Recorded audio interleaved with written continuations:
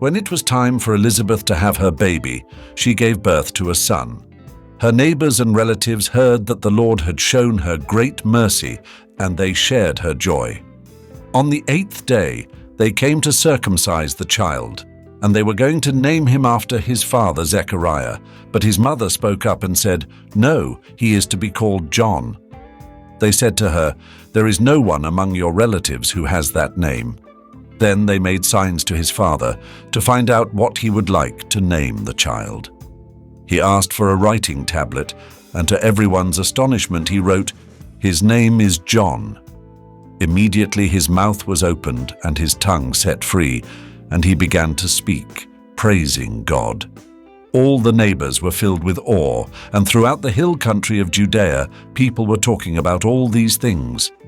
Everyone who heard this wondered about it, asking, "What then is this child going to be?" For the Lord's hand was with him.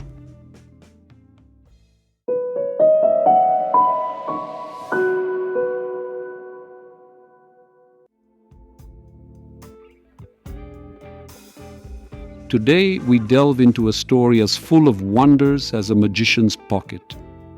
We're discussing the birth of John the Baptist from the Gospel according to Luke. But don't worry, I won't keep you in suspense like a Turkish soap opera. Let's get straight to the point. First thing that strikes us is the joy of Elizabeth's relatives and neighbors. Such enthusiasm, as if they've just hit the lottery. But this isn't about winning. It's about collectively celebrating God's works. The key to knowing God? Well, it lies in our open heart, ready to see and enjoy His presence in our lives. God acts but doesn't always light up a big neon sign saying, "It's me, I'm working." When it came time to name the child, the relatives were all set for Zacharias Jr. But Elizabeth and Zacharias, following divine instructions, chose John. It's like picking the name Jean over King Julian. This story teaches us that knowing God isn't just tea and cookies. Sometimes we need to go against the tide, even if society looks at us as if we chose a kayak over a yacht. And finally, when Zacharias confirms the name John, he suddenly regains his speech. His faith and obedience were rewarded, as if God said, "Well done, here's your bonus." This reminds us that the key to knowing God lies in our faith and readiness to obey. Are we ready to listen and act according to His word?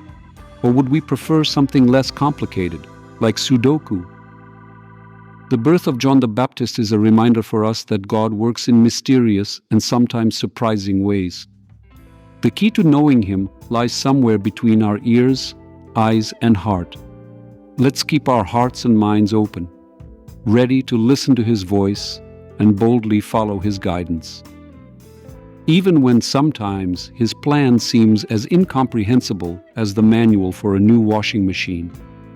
May God bless us all.